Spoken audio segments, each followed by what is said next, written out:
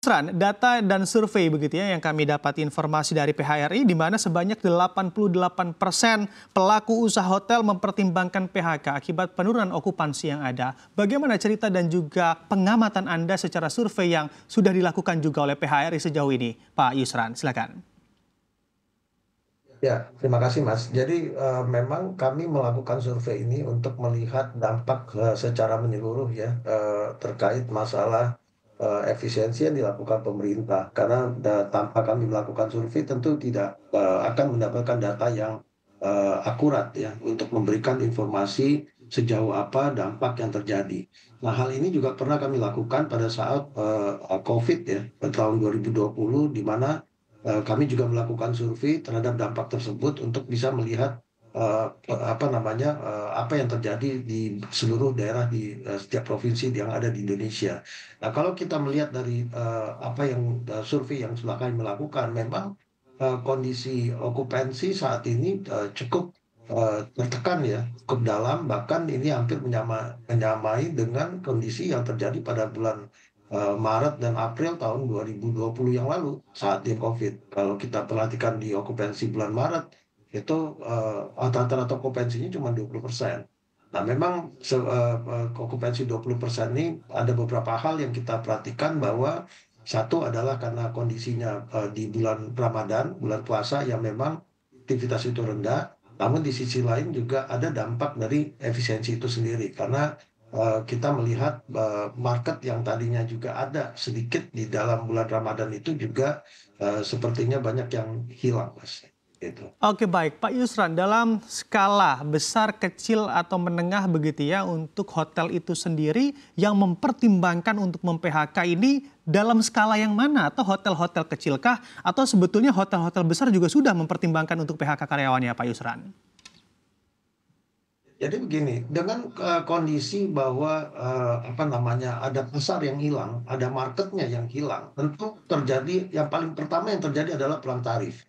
Perang tarif itu hotel besar pun akan memakan segmennya hotel yang di bawahnya. Kenapa? Karena semua hotel, semua bisnis itu pasti akan berusaha untuk menyelamatkan operational cost-nya mereka. Jadi paling tidak mereka bisa mengisi karena untuk bisa mereka menyelamatkan operational cost itu kan ada berbagai hal yang tidak bisa diturunkan seperti misalnya listrik ya turunnya tidak banyak karena kita memiliki abodemen jadi nggak bisa listrik itu akan turun dengan sekian banyak karena tidak diisi hotelnya gitu. Nah, ini yang jadi masalah. Nah, kemudian dari sisi itu tentu yang kita bisa menjawab bahwa sebenarnya yang terdampak itu ya semua segmen, sudah pasti semua segmen yang akan kena baik itu mulai dari bintang 5 sampai ke marketnya pasarnya non bintang. Nah, terus kalau kita bicara semuanya kena, tentu hotel-hotel ini akan berusaha untuk melakukan efisiensi dari operational cost-nya mereka. Salah satu yang paling terbesar yang harus dilakukan dan paling mudah adalah mengurangi tenaga kerjanya. Ini kan, Mas.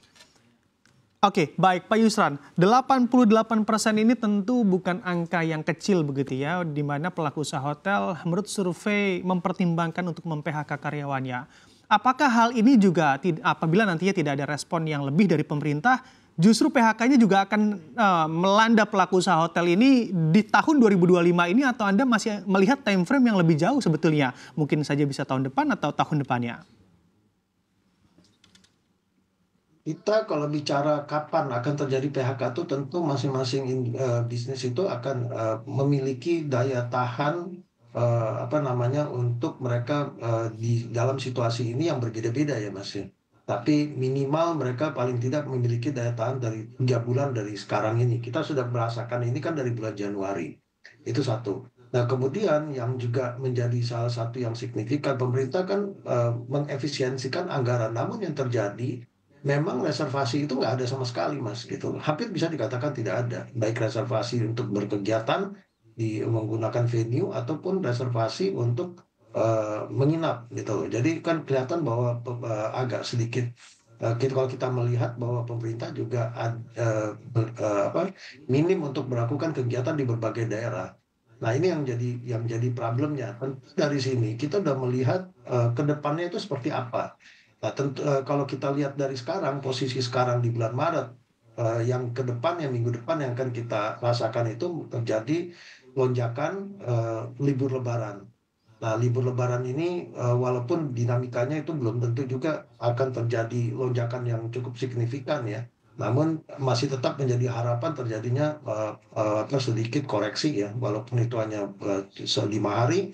Nah, setelah Lebaran ini yang menjadi pertanyaan besar, apakah eh, akan terjadi perubahan? Namun kalau dilihat dari sistem reservasi yang kita miliki saat ini, ya kita nggak melihat itu terjadi gitu loh. Jadi eh, kalau ditanya lagi kapan ini akan mulai terjadi, kalau kondisinya tetap, tentu 2025 ini sudah pasti akan terjadi pengurangan tenaga kerja dulu, karena itu adalah salah satu cara untuk menyelamatkan agar bisnis ini tetap bisa berjalan atau bertahan gitu.